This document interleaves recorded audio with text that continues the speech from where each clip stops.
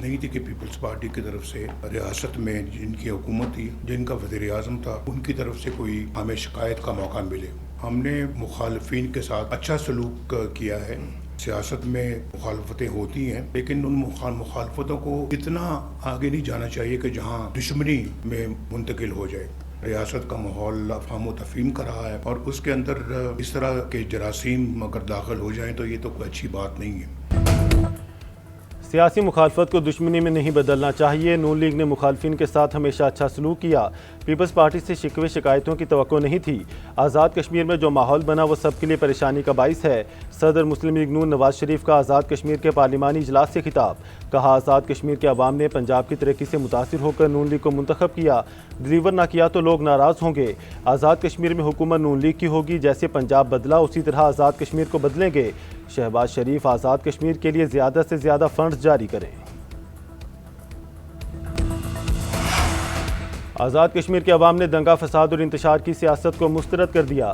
احتجاج اور تشدد کو ووٹ کی طاقت سے ہرایا۔ پیپلز پارٹی گلگت میں جیتی تو الیکشن ٹھیک ہوئے، آزاد کشمیر میں ہاری تو دھاندلی کا شور مچا دیا۔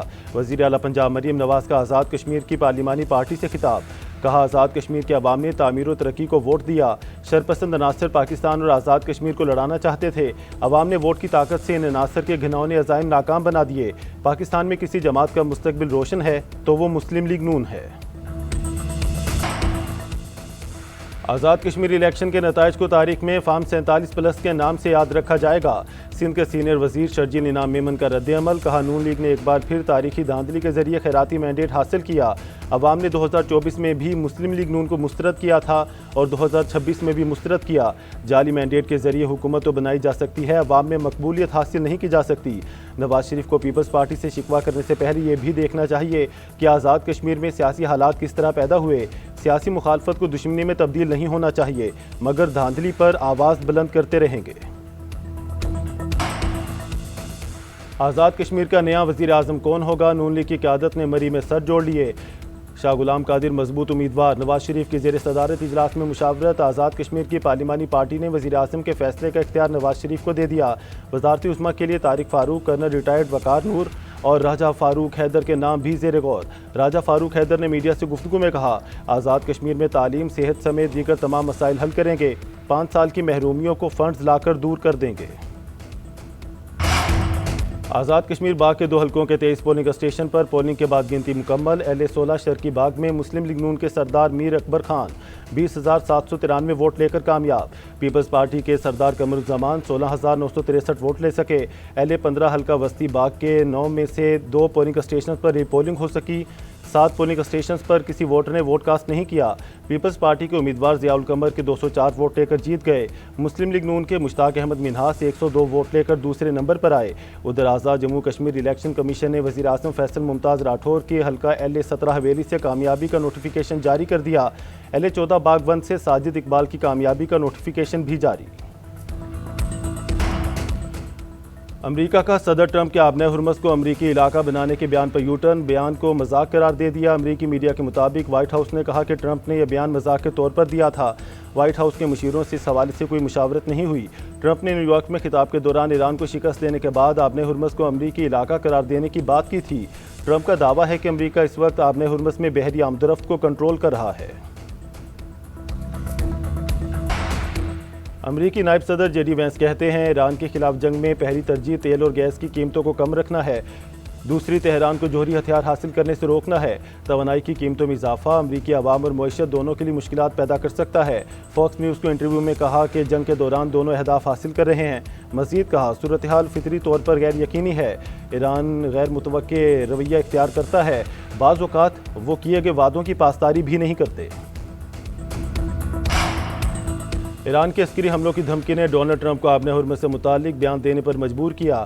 ایرانی پارلیمنٹ کے اسپیکر باقر کالیباف کہتے ہیں مذاکرات کے دوران ٹرمپ کا بیان آنے پر ثالثوں کے ذریعے فوری الٹیمیٹم دیا۔ پیغام بھجوایا گیا کہ اگر ٹرمپ نے ٹویٹ میں تبدیلی نہ کی تو ہم پوری شدت سے عسکری جواب دیں گے۔ دھمکی کے 58 منٹ بعد ٹرمپ نے ٹویٹ کا دوسرا حصہ ہٹا کر تحریر میں تبدیلی کی۔ عسکری تیاری ہی سفارتی نتائج کا تعین کرتی ہے، مذاکرات بھی جدوجہد کی ایک شکل ہے۔ ایرانی وزارت خارجہ کے ترجمان اسماعیل بقائی بولے امریکی خارجہ پالیسی جھوٹ کا پلندہ ہے، واشنگٹن خارجہ پالیسی میں جھوٹ پر حد سے زیادہ انحصار کا شکار ہے۔ ایران کا قطر پر 3 پائلٹس کو حراست میں لینے کا الزام، قطری وزارت خارجہ نے ایرانی دعوے کی تردید کر دی۔ بیان میں کہا رواں سال قطری فضائی حدود کی خلاف ورزی پر ایران سے رابطہ کیا، جواب نہ ملنے پر دفاعی اقدامات کیے، ایک ایرانی پائلٹ کی باقیات مل گئیں، معاملے پر سفارتی کوششیں جاری ہیں۔ مکہ مشترکہ دفاعی معاہدے میں دیگر ممالک شامل ہو سکتے ہیں، صدر ترکیہ رجب طیب اردوان کا کہنا ہے معاہدے میں مصر کی شمولیت کا امکان موجود ہے۔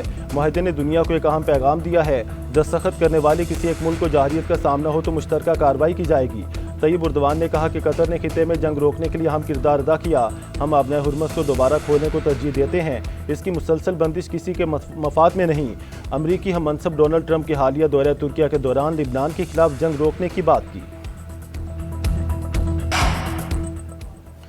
لاہور میں ایک عمومر ڈرائیور نے 5 زندگیوں کے چراغ بجھا دیے۔ ہربنس پورہ کینال روڈ پر تیز رفتار گاڑی بے قابو ہو کر درخت سے ٹکرا گئی، کار میں سوار 3 نوجوان جاں بحق ہو گئے، 2 راہگیر بھی زد میں آ کر جان سے ہاتھ دھو بیٹھے، ایک بچہ زخمی ہوا جسے اسپتال منتقل کر دیا گیا۔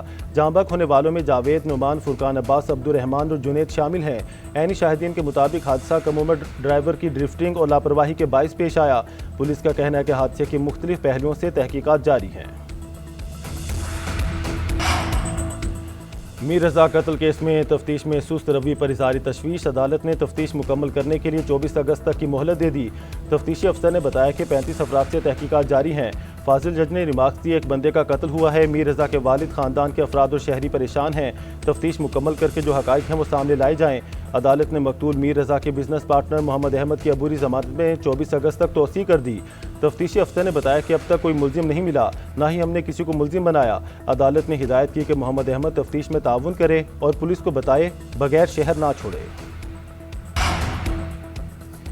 میر رضا کے موبائل فون اور سمارٹ واچ کا لاہور سے فرانسی کرانے کا فیصلہ، انکوائری کمیٹی میں مزید 2 افسر شامل، تحقیقاتی کمیٹی کے ارکان کی تعداد 9 ہو گئی۔ مقتول کی فیملی کی درخواست پر انسپیکٹر نبی عارف افریدی اور ڈی ایس پی حنیف کو کمیٹی میں شامل کیا گیا۔ میر رضا کے والد کے وکیل جبران ناصر کا تفتیش پر اطمینان کا اظہار، میڈیا سے گفتگو میں کہا کسی پر الزام عائد نہیں کیا، صرف معلومات کے لیے میر رضا کے دوستوں کے نام دیے، توقع ہے کہ مقتول کے دوست تفتیش میں تعاون کریں گے، چاہتے ہیں کہ قاتل زندہ گرفتار ہو۔ نئی تفتیشی ٹیم میڈیکل شواہد کی روشنی میں تحقیقات کو آگے بڑھا رہی ہے۔ سیکیورٹی فورسز کا بلوچستان کے ضلع خضدار میں آپریشن، 10 دہشت گرد ہلاک، متعدد زخمی ہو گئے۔ سیکیورٹی ذرائع کے مطابق خضدار کے پہاڑی سلسلے شورپرود میں فتنہ الہندوستان کے دہشت گردوں کی موجودگی پر آپریشن کیا گیا۔ فورسز نے ٹھکانوں کو گھیرے میں لے کر کارروائی کی۔ آپریشن کے دوران فرار ہونے والے دہشت گردوں کی تلاش جاری، سیکیورٹی حکام کا دہشت گردوں کے خاتمے تک آپریشنز جاری رکھنے کے عزم کا اعادہ۔ وزیر اعظم شہباز شریف سے چیئرمین NDMA لیفٹیننٹ جنرل انعام حیدر کی ملاقات۔ وزیر اعظم کے سیلاب سے متاثرہ علاقوں میں عوام کو ہر ممکن امداد و ریلیف فراہم کرنے اور تمام وسائل بروئے کار لانے کی ہدایت۔ NDMA کو متعلقہ صوبائی اداروں اور PDMAs کے ساتھ مؤثر رابطہ رکھنے کی ہدایت۔ چیئرمین NDMA نے وزیر اعظم کو سیلاب سے متاثرہ علاقوں میں امدادی سرگرمیوں اور متاثرین کی بحالی کے لیے کیے جانے والے اقدامات سے آگاہ کیا۔ 14 سال بعد اسلام آباد کے 27 تھانوں کو 30 نئی گاڑیاں فراہم کر دی گئیں۔ وفاقی وزیر داخلہ محسن نقوی اور وزیر مملکت طلال چودھری نے گاڑیوں کی چابیاں اسلام آباد پولیس کے حوالے کیں۔ وزیر داخلہ کا کہنا ہے کہ ناکارہ گاڑیوں کے ساتھ جدید پالیسنگ کا تصور ناممکن ہے، تھانوں کی تعمیر اور اپ گریڈیشن کا کام بھی جلد مکمل کیا جائے گا۔ طلال چودھری نے کہا کہ نفری کی کمی کو پورا کرنے کے لیے 9000 نئے اہلکار بھرتی کیے جا رہے ہیں، جس میں میرٹ کو یقینی بنایا جا رہا ہے۔ دوسری جانب محسن نقوی کی ڈی چوک آمد۔ وزیر داخلہ نے شاندار سٹی پریڈ کے انعقاد پر انتظامیہ، پولیس اور فیڈرل کانسٹیبلری کے افسران اور اہلکاروں کا شکریہ ادا کیا۔ خیبر پختونخوا حکومت کا وفاق کو 6.4 ارب کے اضافی فنڈز دینے سے انکار، وزیر اعلیٰ سہیل آفریدی کا کہنا ہے اضافی رقم کی فراہمی بانی PTI سے ملاقات اور ان کی اجازت سے مشروط تھی، بانی سے ملاقات نہ کرانے پر ہم نے مفاہمتی یادداشت پر دستخط نہیں کیے۔ یہ معاملہ محض سیاسی اختلاف نہیں بلکہ خیبر پختونخوا کے آئینی اور مالیاتی حق ہے۔ آئین کا آرٹیکل 164 وفاق کو صوبے کی واجب الادا رقوم میں یک طرفہ کٹوتی کا اختیار نہیں دیتا۔ وفاق کے اس غیر آئینی اقدام کو کسی صورت قبول نہیں کریں گے۔ پنجاب کو 2029 تک مصنوعی ذہانت میں جنوبی ایشیا کا سب سے فعال صوبہ بنانے کا ہدف۔ وزیر اعلیٰ پنجاب مریم نواز نے صوبائی مشیر برائے مصنوعی ذہانت علی مصطفیٰ ڈار سے ملاقات میں AI ویژن کی باضابطہ لانچنگ پر مشاورت کی۔ علی ڈار نے AI آفس کی گزشتہ 2 ماہ کی کارکردگی پر تفصیلی بریفنگ دی، فال ڈیلیوری یونٹ سے متعلق بھی آگاہ کیا۔ جنوبی لبنان میں اسرائیلی فضائی حملے میں 7 افراد شہید جبکہ 3 زخمی ہو گئے۔ اسرائیلی طیاروں نے جنوبی لبنان میں ایک گھر کو نشانہ بنایا۔ رپورٹس کے مطابق جنگ بندی کے نفاذ کے 2 ماہ بعد لبنان کے حدود میں گزشتہ حملوں کی نسبت کافی آگے آ کر کیا جانے والا حملہ قرار دیا جا رہا ہے۔